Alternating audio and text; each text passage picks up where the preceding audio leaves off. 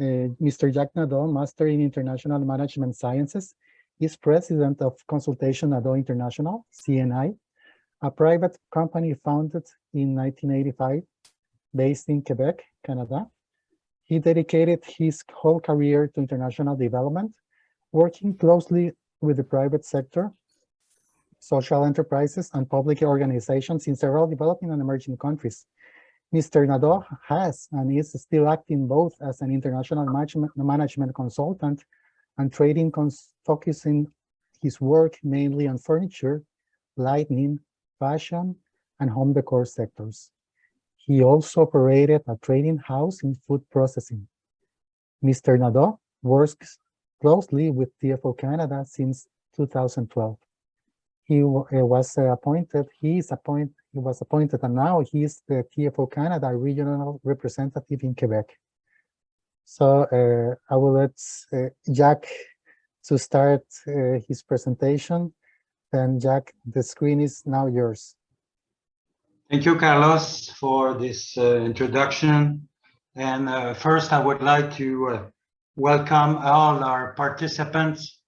I know that we have participants from all over the world. I was looking at the list, and then I noticed that we have people from Latin America, from Asia, from Africa, East and West. And I happen to travel to some of those countries, like in Bangladesh. And so I welcome my good friends from Bangladesh. I know that we have a few that I know that are with us this morning. And we have this group from Guatemala that is preparing to fly and to exhibit in New York now. So welcome to those people. Welcome to the people of El Salvador, Nigeria, Uganda, Mali, Togo. I think we have quite a diverse community being with us this morning. So I'm going to talk essentially from the experience I developed. I've been having myself going to exhibit at New York now for many, many years. This is a major show in North America, so it's all from my experience. You will notice that on the slides that will appear in a minute, there's a lot of writing, and the reason why there's so much writing is not to distract you when I talk, but much more just to use it as a reminder once the webinar is completed, so you could go back to the notes that I wrote, and then it may be useful in the preparation to the trade show that you will be attending either in August or next February, or at any show actually. So I will move to my presentation.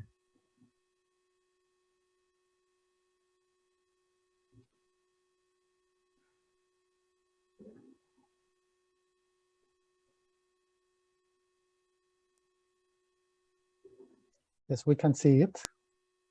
Yeah, but I would like to have full screen here. Full screen, yes. So go to the bottom. Yes. At the bottom, there's an option to the right, very close to the corner. I mean, on the Zoom, just one moment.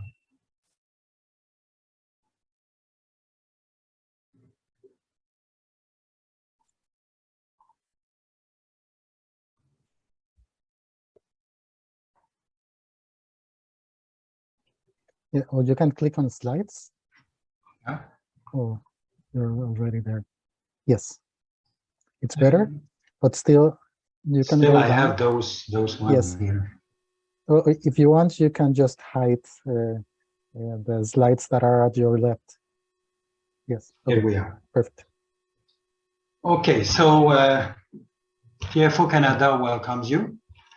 And so the reason of that webinar is to prepare for a trade show. So I will try to be as specific as possible, and in your question later on, be as specific as possible, because I will try to raise all the various elements that are important in preparing for a show, but there would be things that I will certainly forget. So please come forward, ask your question. You might be concerned with various things, so don't hesitate to ask the question. Okay, so now,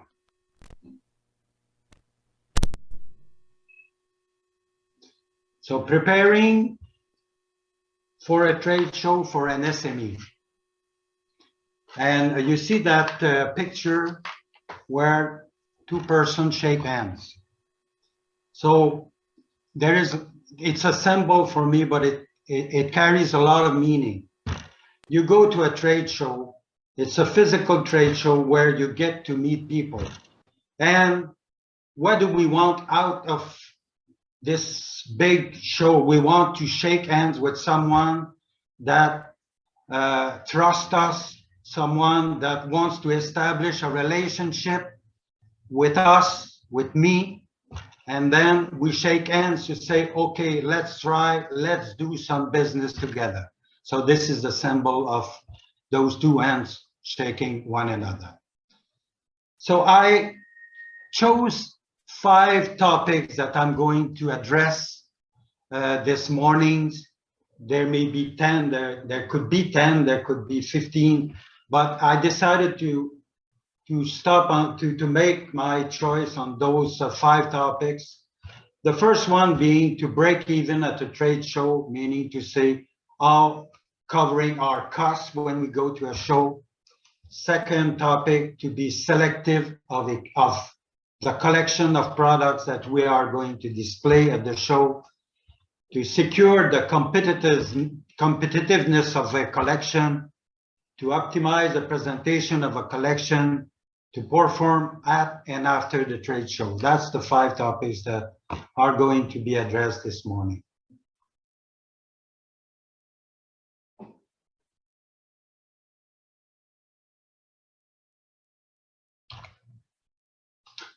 Okay, what is the objective then? Myself, all the shows that I've been doing as a private company, I did it using my pocket money, my own cash flow.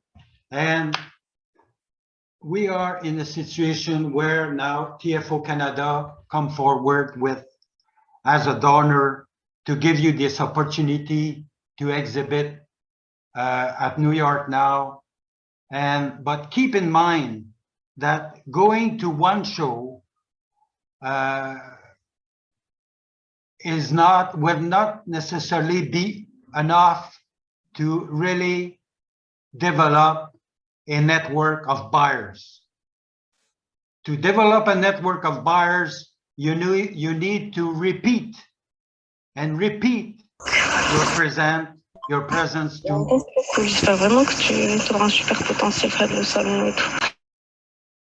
You need to repeat your presence to a trade show. So this is why I'm addressing this question of budget.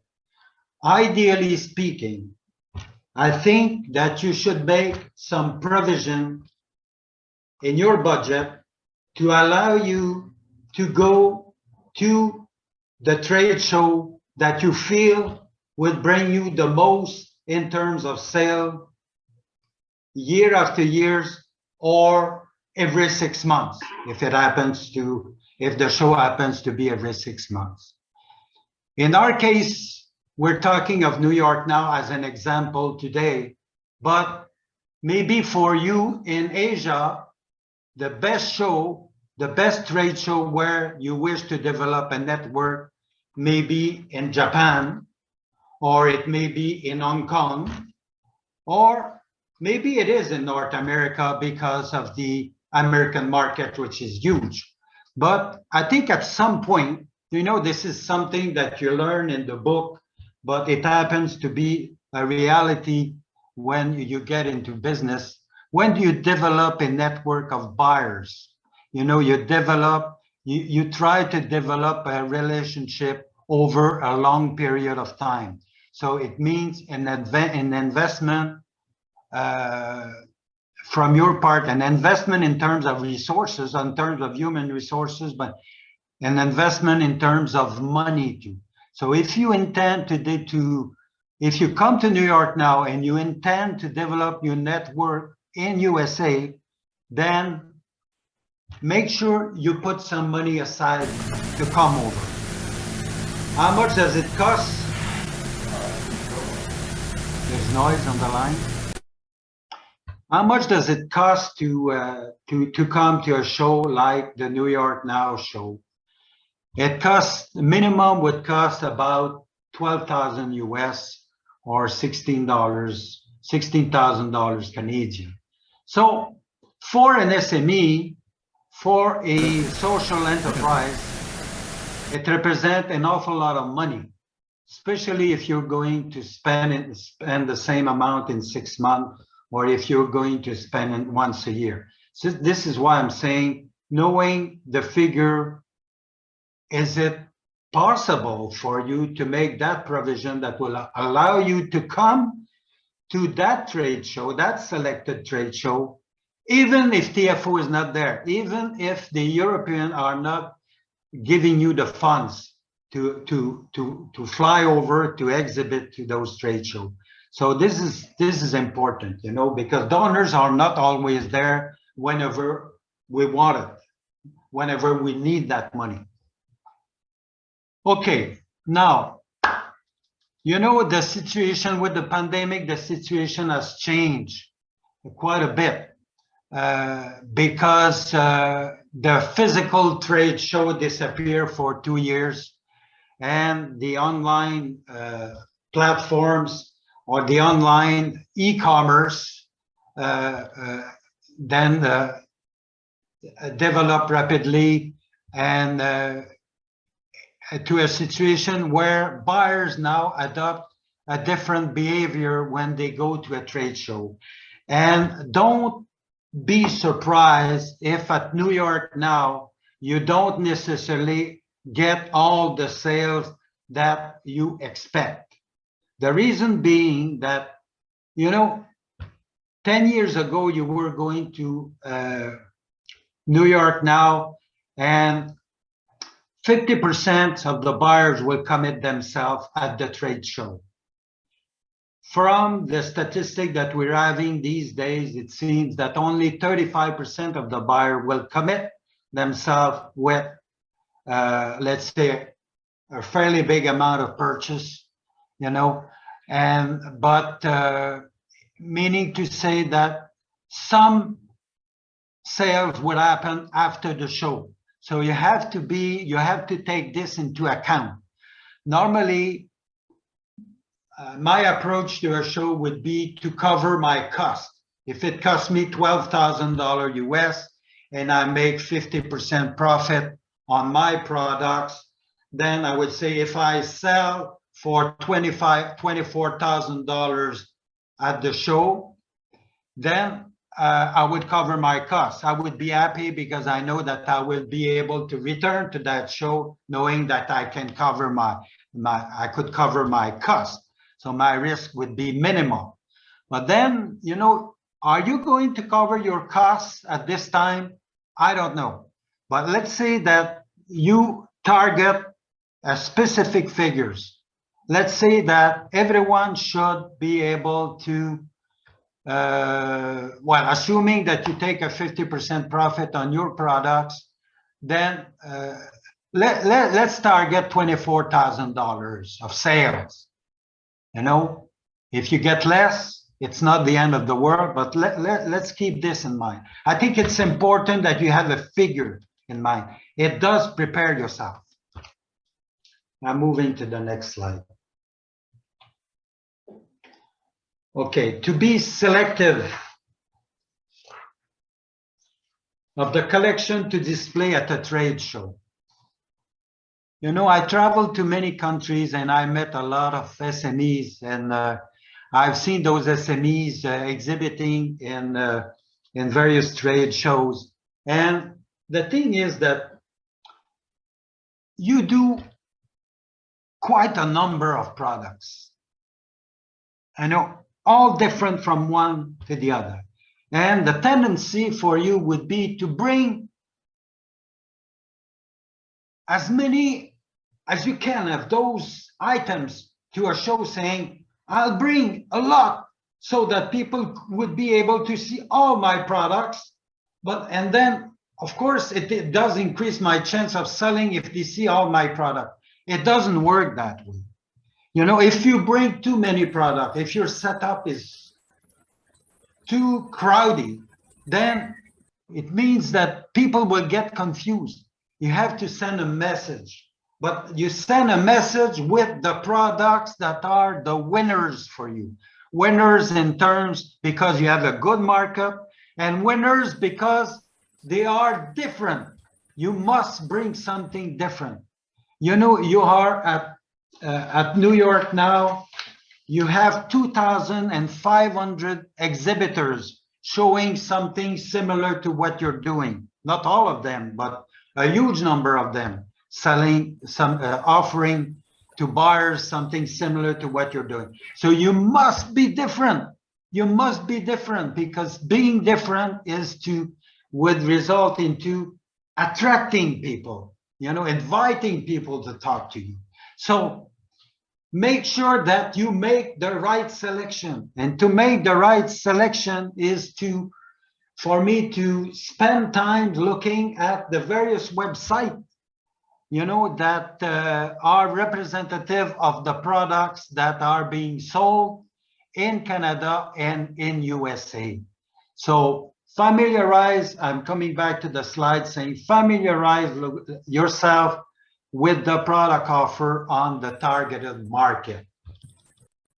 It is very important, the preparation. People prepare to a trade show, but people do not prepare in advance. Please prepare in advance. Spend time looking, trying to figure out what your competition is. Then make a list. Make a long list of those products that you have a good feeling about, you know? You feel, oh, this is different. I haven't seen it on the websites of my competitors. So let's go for it. So you make a long list, but please don't bring everything to New York now. More so because you have a very, very small space. A 5 by 10 is a very, very small booth.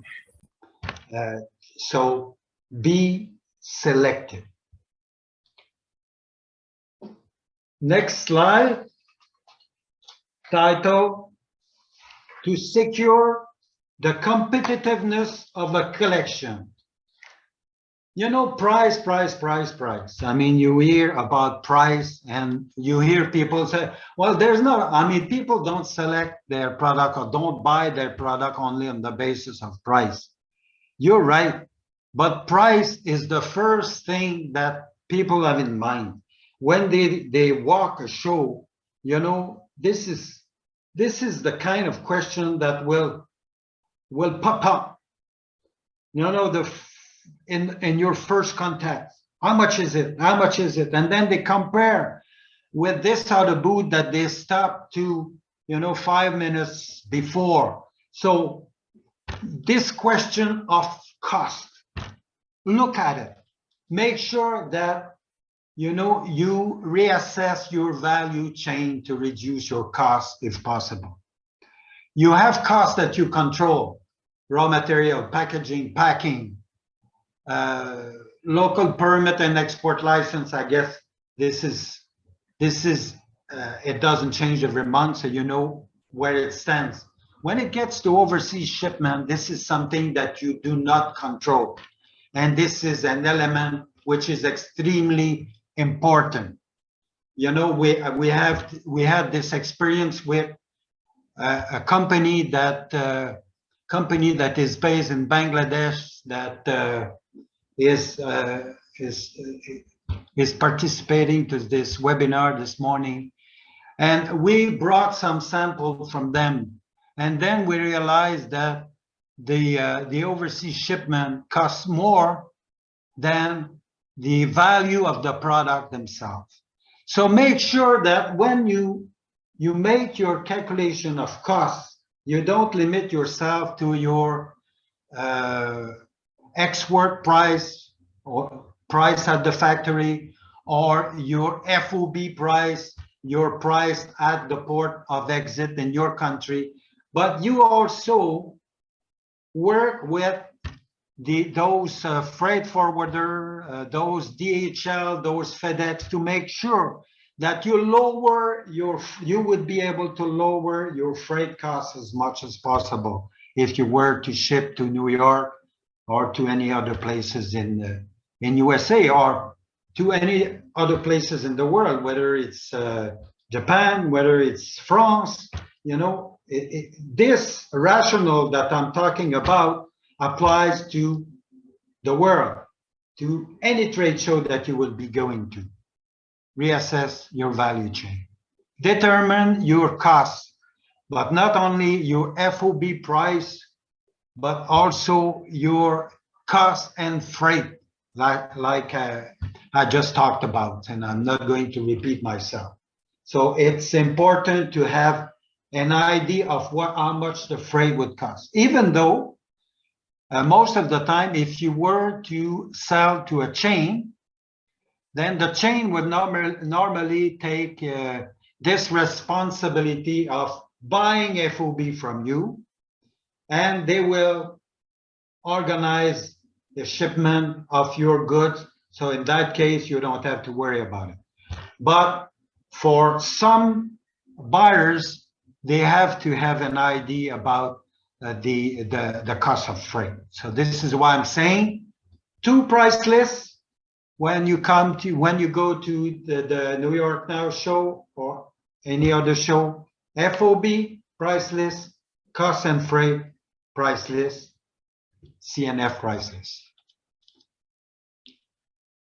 Then, okay, beside the price, there's a few words on the other factors of competitiveness. The uniqueness of products. This is what I call the difference. You must be different. Your product must be different.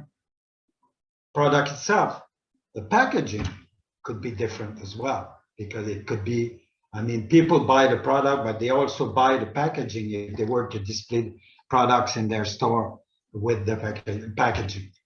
Then the flexibility for you to customize products. So you will be showing various products in your booth, but you will have buyers coming to you saying, okay, would you be able to make my product with my own design, drawing from the product I'm seeing on the wall,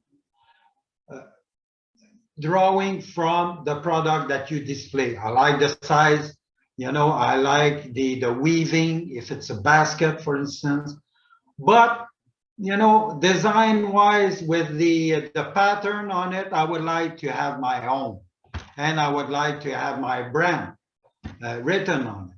So flexibility is an important factor when you go to a trade show, especially to New York Now, where you're going to meet a lot of designers having their own stores, retail stores. Now, also, what is extremely important these days is there is a story attached to your products. I think it's important to share that story with buyers. You know, you work in a specific environment with a community of artisans that do, for which the sales of their product represent more than we could imagine at our end of the world. You know, people must feel that whenever a sale is being made, it does help people to send their kids to schools, you know, to pay for the hospitalization of someone in the family. So this is important, but it's also important to get people to feel that you treat very well your employees. You know, this is extremely important. This I mentioned ethical. Your product are being made with ethical values. And if you are fair trade certified, make sure that it does appear in your booth. Come with the logo, the big logo saying, I am fair trade. And if you don't have the logo, make this big label, ethical values, something like this that will attract people looking for it. And then I stop for a minute and I let Carlos doing its survey time. It's survey time, doing its survey. Thank you, Jack. Very, very interesting presentation with a lot of details, all important to take into account. Now we are going to launch a very short survey, just 3 questions, and we will do that through Zoom. So at this moment, I'm going to launch the questions. The idea here is for you participants to respond it, to be honest with us. It's very important to have your feedback on our activities, TFO Canada activities. So please, if you can just complete this question right away. We are going to have 1 to 2 minutes to complete it. So I will launch it right away.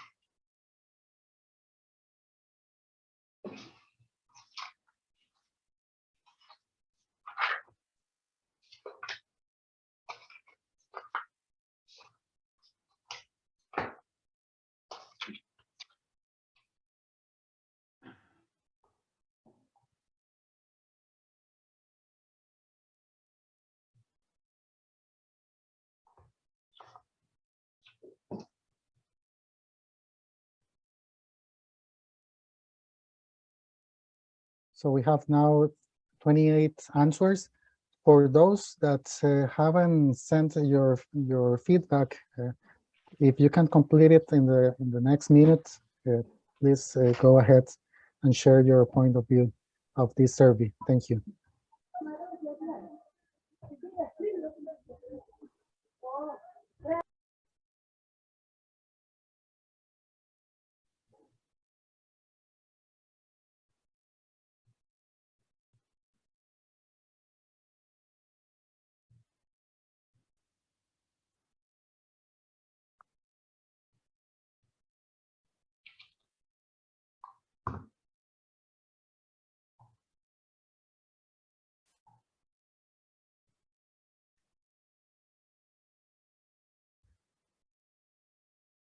Yeah. So now, Jack, you can continue with your presentation. So are they good results for me to continue? Yes, yes, of course. And well, if you have, because we received one observation, one comment. Yes. If you didn't complete the survey, I can send the questions to you directly to your email. I think in this case, it's Ana Cecilia Molina, she missed one of the questions. So I will send to you this survey and you can complete it and send it to us. Thank you. Okay, so we gave a start to the yes, go ahead. Last part.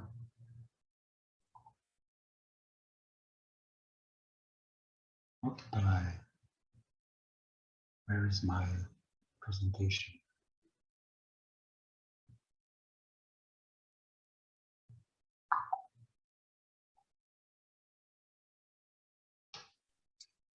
Just a reminder that You can also listen the presentation in French. You could go, you check the bottom, you click on the bottom at the bottom, that is called interpretation.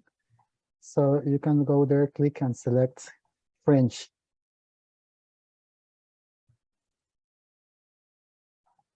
Just hold on, because I have to reload the document.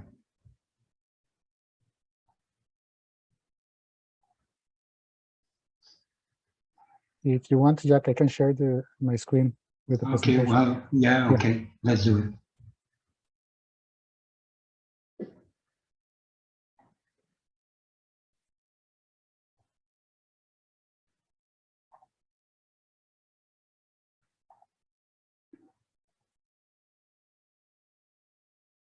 Okay. Excellent. Thank you very much, Carlos. Okay, so now, you know, we are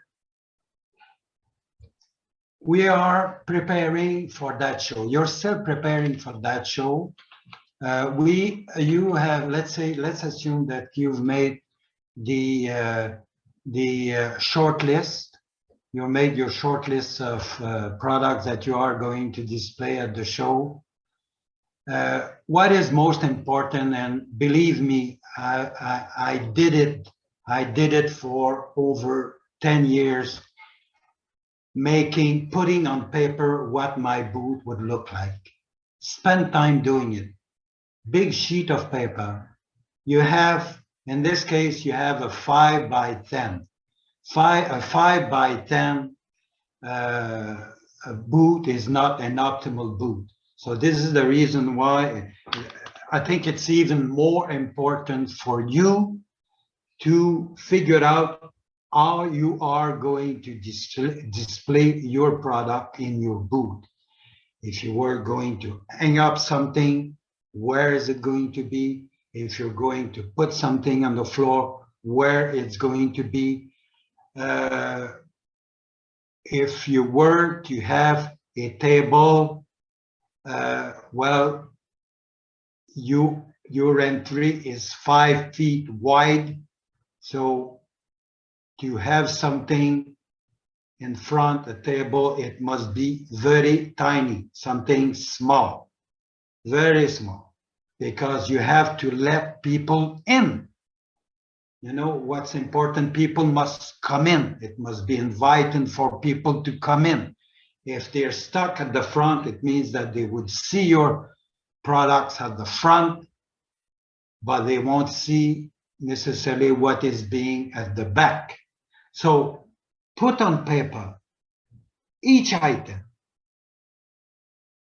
Make a scale drawing displaying each product on the wall, on the floor. I know it's demanding, but believe me, it's important to do it, because you will figure out how nice it would be when you do it physically at the show. And second, when you get to a show, you know, you have people all around setting up their booth. Believe it or not, but you will get very nervous. Or myself, I was nervous. Even after 10 years, you're nervous. You want to have the best booth in the world and the one that was come out as the nicest. But then if you have this plan, this map showing where your product would be, then it's much easier for you to do it. So you put your things on, you make your setup. Make sure your winner items are at the right place. You're 10 feet deep. So the big elements that could be seen at the back, not the small one. Because if you're in front, you look 10 feet away. If you have a piece of jewelry at the back, if it's not a wall of jewelry, then people won't see it because it's small. So make sure that it's very visible. Ideally speaking, I don't know if you could do it, but you could make your own setup at your place. But sometimes you don't have time, you don't have the human resources to do it. But do this exercise. Create an attractive statement to catch buyers' attention, you know?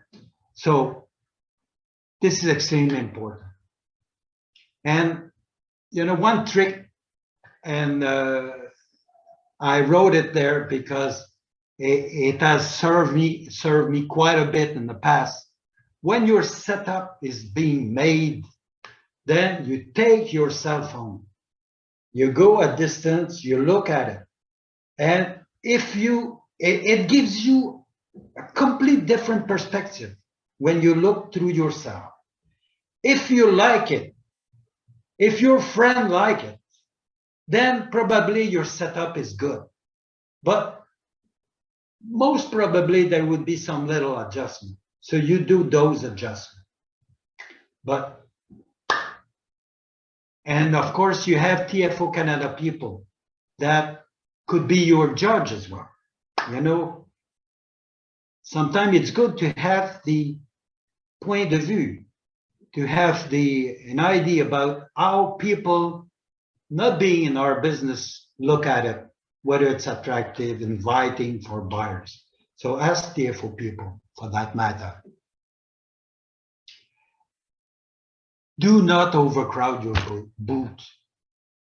And I said it before, I repeat it again.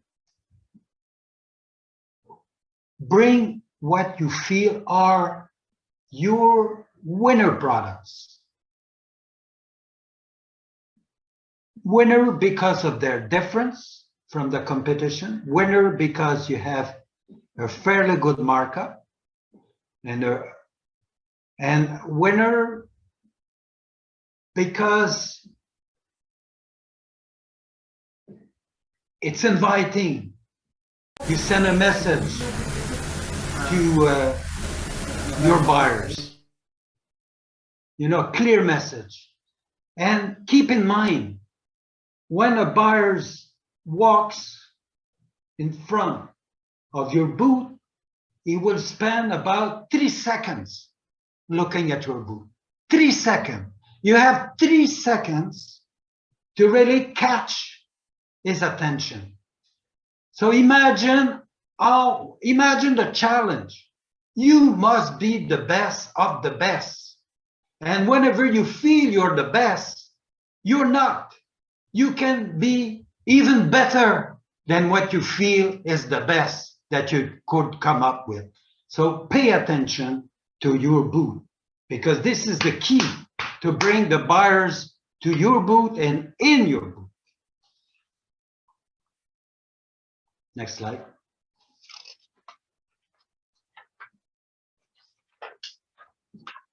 Let's move to the next slide.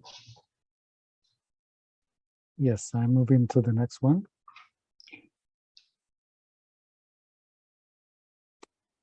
Let me see.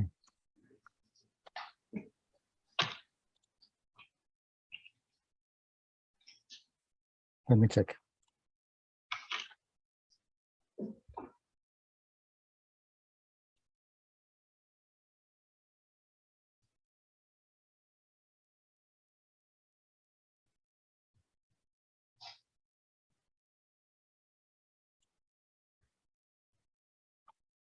This is the last one.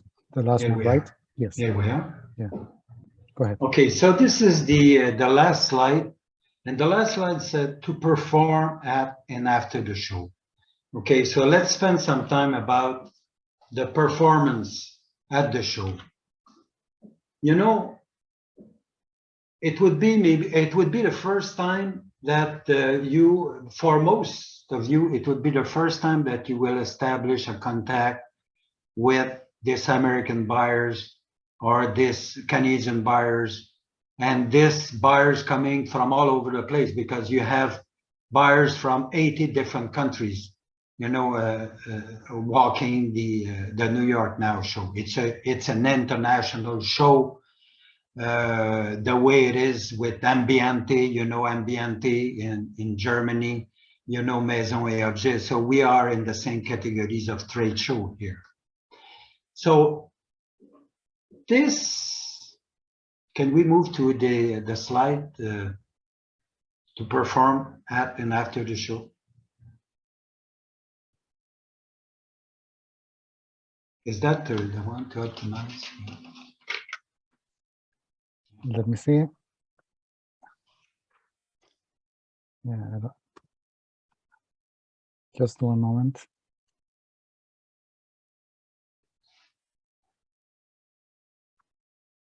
Okay, yes, I see. Yes, just give me 1 second. You know, perform, and while we look for the slides, performing at the show is also being able to entertain a conversation, a discussion with the potential buyers. And the potential buyers, you know, is ready maybe to spend 1 minute or two with you. Dealing with North American people, it's dealing with people that don't have much time to give you. They're in a rush. You have so many booths at that show. I think it's 2,500 booth or something like that. It's huge. Then, you know, the buyers is ready. If your booth is inviting, yes, he would come to you. He would, and in his mind, he would spend a minute, 2 minutes maximum, and then you must catch his attention right away from the question that are going to be asked by the buyer. You must come with a quick and clear answer. And please don't do like me the first time I went to the New York trade show, you know, looking in my paper to find out what is the price of the item that is of interest to the buyer. And then because you're nervous, you don't find it, you look stupid. You cannot afford looking stupid in front of a buyer. This is why the best way to avoid it is to make a simulation of your first contact with a buyer at your place. So before coming to that show, before going to the New York Now show, make a simulation at your place. Okay, you have someone of your company playing the role of a buyer, and you are playing the role of a seller, and you must be convincing to your buyer, and repeat it again and again until you are satisfied of your response, and the people you're making the simulation with are satisfied of your answer. Please do it. It's important. So I insist, through all the topics that I'm addressing today, I insist on the preparation before the show. The preparation before the show will make a difference for you at the show. Well, this is what I'm saying. Your preparation to a show is as much important than your presence at the show, you know? So now, do not, you see a buyer will come to your booth. So you look eyes to eyes, you must be very concentrated when you're in your booth. Don't sit down and wait for a buyer to come to you. You go to the buyer. You walk to the buyer. The moment you get a feel that, oh, there is something that he looked at that seems to be of interest to him. So the moment you get that feeling, that feeling is physical, eyes to eyes, then you go forward and then, good morning, good afternoon. May I answer your question? Do you have any question for me? I'll be pleased to answer it. It starts the communication then you listen, and then it gives you the lead, it gives you the direction into which the buyer wants to listen to you. And if he likes it, he would probably get in your booth, and he would certainly spend more than 2 minutes if he intends to buy from the answers that you're giving. So the wording, the answers that you're giving to the buyers make the difference. Not only the product, but your smile in your face, you know, your attitude is as much important than what the buyers have seen. So all these little things, I mean, it's a lot of details, but all this is very important. This is why, I mean, to make that simulation in-house at your place before traveling to New York is important. Hi, Jack. We have one participant that wants to share his trade show participation experience. So, Procrit, just maybe sure. 1 minute, yeah. Carlos, because I'm done almost. Yes, go ahead. Okay, so we have one participant that wants to share his experience. That's great. Come forward. This is what we need, you know, because in terms of preparation, it would be even better for everyone. So after the show, I mean, this is not the end. You know, the trade show is finished. It's not the end. It's the beginning, especially because a lot of buyers would buy online. Make sure your website is well built, attractive.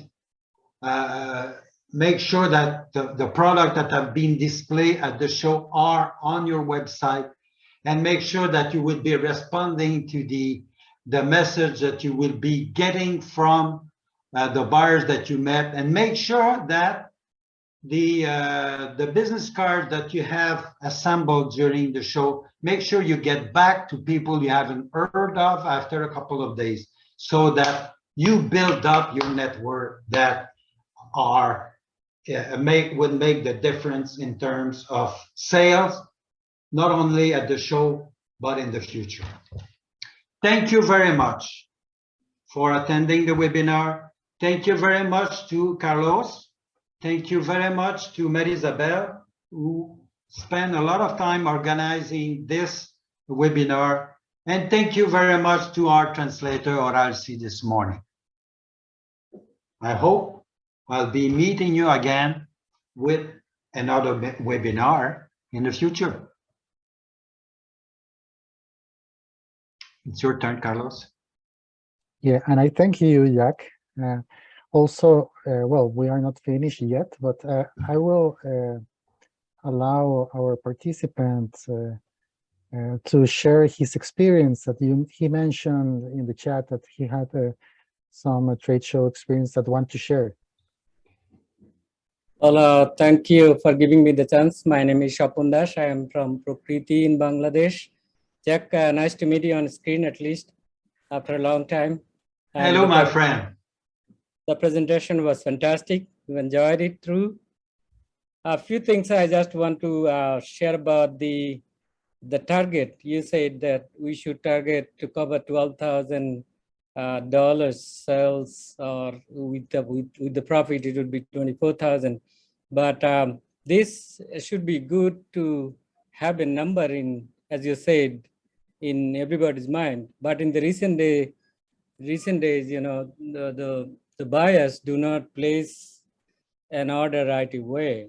So it is something what you need to keep your patience, and then you need to take time. At least in 1 or 2 shows, you cannot expect that things will move forward positively, very, very positively on your side.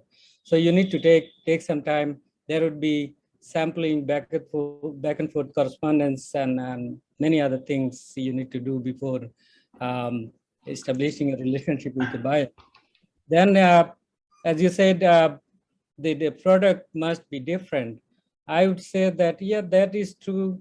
The product must be different, but you need to do some trend analysis because of the COVID And even before COVID, trend analysis was one of the things that was very, very much important. But during the COVID and after COVID, the situation is totally different with the products. So you need to see what is actually functional, what is trendy. That way you need to make your selections, and you need to do some trial presentation at your home before putting your or packing your products for the trade shows. So trial presentation back and forth, and take some help from the people who are experienced, specifically the designers, those who participated before in the trade shows, or those who are experiencing or working with the trend. You need to take some help from them. And then about the artisan resource section, I have one experience to share, that is at the artisan resource section. I saw in 2019 or 2018, the people, they are a kind of amateur buyers. They are not the real buyers in most cases. They want to experience some marketing, shopping, or trying to do something like we are there from Bangladesh. They wanted to see what kind of products come from Bangladesh and whether they are trendy enough, whether they are good enough to sell in the US market or the Western market. So that way, at the Artisan Resource Center, we will need a lot of patience within us, that we need to take our time to explain the things. And Jack, you mentioned very correctly that story is the most important thing to tell in short and precisely. And at the same time, the fair trade certification, I saw that those who had fair trade certification, the logos, that was fantastic for catching the buyers. Thank you so much for giving me the chance. Thank you, Sultan.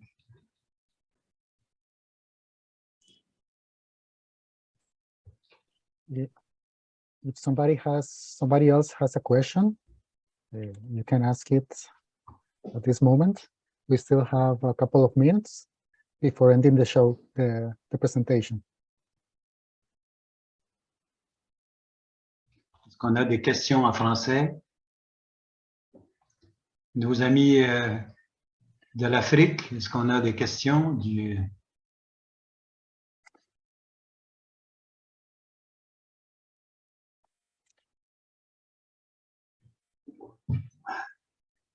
We have, excuse me, we have also one question. It says, for SME new at the show, what is the best way to perform with retailers and wholesalers? So I can... okay, this is interesting. Okay, so you have, in fact, you have two categories of buyers. You have the distributors, what you call them the wholesalers, and because they are selling to retail stores. And then you have the retail stores themselves. But in that case, when we refer to retail store, we refer to chain, essentially the retail chains, like Sonoma, Pottery Barns, you know, Crate and Barrel, those big group, which under their brand are located everywhere in the States, including in Canada, essentially in Quebec, Ontario, and British Columbia, where we find many of them.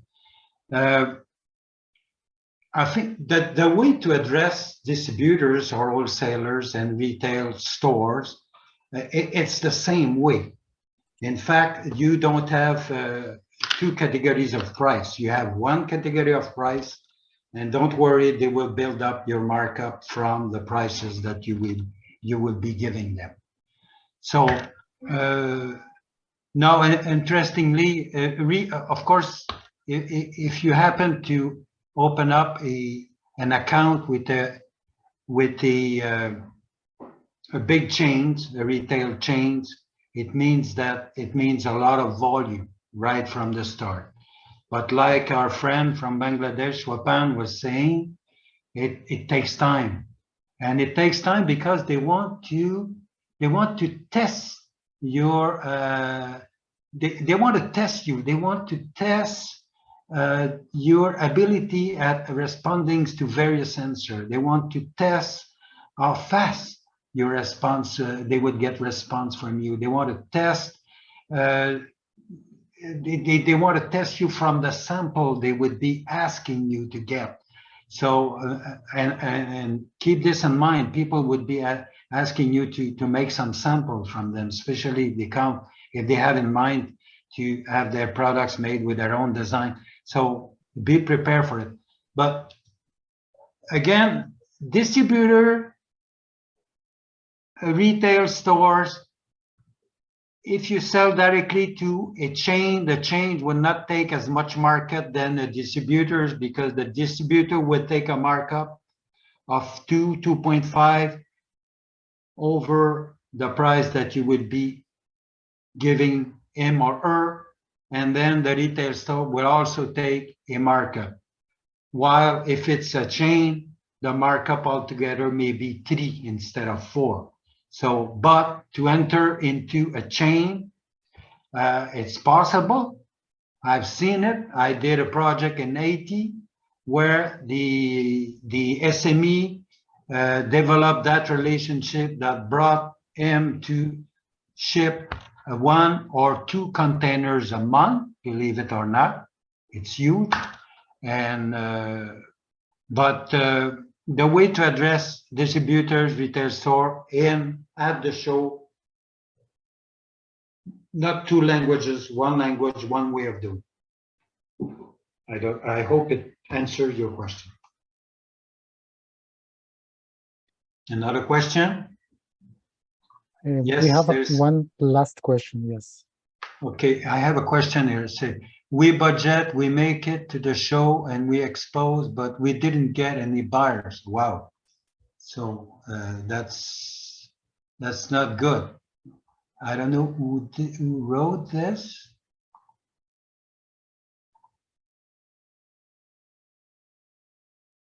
Okay, I'm looking at the chat here. Okay.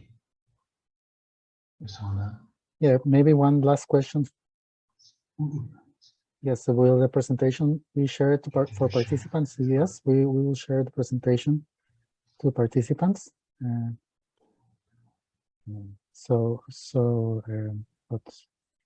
you know, I have several questions here. One question here is someone that had a bad experience going to a show. They've been doing a show and then they didn't sell at all. They didn't get anyone buying from them. But maybe you were not at the right show. It's important to select your show. I mentioned it at the beginning. Select the right show. You know, you go to a trade show, you're going to meet buyers, distributors, you're going to meet retail stores. So this is the clientele that you'll be facing, people buying from you. If you have the right product, normally the contact would be established. I think Swapan from Prakriti told something very important. Be patient, the patience, it takes time, it takes time. This is why, I mean, you're going to a trade show this year, put aside some budget to go another time. It takes time, but you have to establish that relationship online, and you have to have one person maybe dedicated to it. I know it's demanding on human resources for an SME, but it's important to be reactive whenever you get a question from a buyer. Another question? Or are we done? I have one more question. Please do. Yeah, thank you. So we are a small company based in Morocco. We are heirloom craft, and we design handmade products. So it's our first time in the show, our first time in USA, our first time in New York now.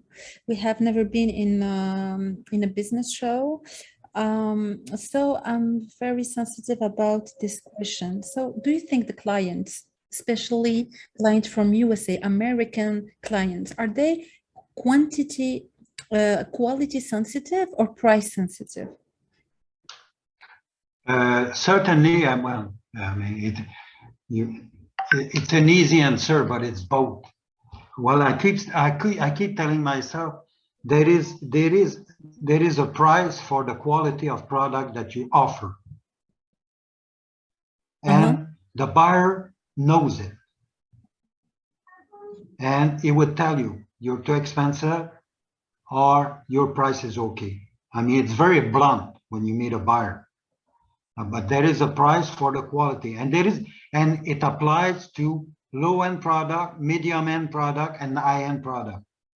You know, I did a lot of business myself in the high-end with the high-end market, and there is a price too at this end. I mean, you know, you pay a chair from Italy $8,000. You come with your chair at a show at $3,000. Okay, so there is a price for everything. The quality is there at 3,000 and it looks Italian, you sell it, especially if it carries a brand. If your product is branded mean quality for an American buyer. Okay. So this is important. If you develop a brand, so come forward, make sure that in your booth, people notice that, okay, this is a brand. And it means that it carries a value. It's hard to understand your question. Besides, I mean, Morocco in United States and in Canada, you come with an excellent image of your country. It does help. It does help. Because, I mean, Morocco, people are interested to know more about. You have beautiful design in Morocco. I mean, Morocco is known in North America. I mean, we've seen a lot of exhibitors from your country in various sectors coming to the show. So it's a plus. It's not like you're coming with something people have never seen, but if you have something with a different design that carries from your culture, it's appealing to buyers. Okay, I understand you very much. Okay, thank you so much for your help. My pleasure. If we don't have any more questions, then I think it's the end of our presentation. I will thank very much, so much, Jack, for all the explanation that you brought to the SMEs, to all the participants in this webinar. And I will thank also the participants for your interest in TFO Canada. We work with you, and we are very interested in supporting you, and we provide your online services as this webinar.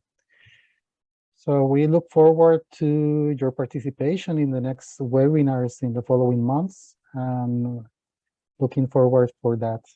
Thank you very much, everybody. Have a good day, afternoon, or night, and see you in the future.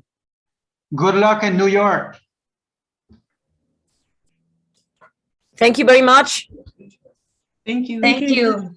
Thank you. Thank you very much. Thank you very much. Bridget from Thank you very Guatemala. much. Thank you, my friend. Thank you. Thank you. Bye-bye. Thank you. Thank you. Bye-bye. Bye. Bye. Bye-bye. Bye-bye. Bye, Swapan. Bye, Jack. Bye. Bye, Ralsei. See you soon.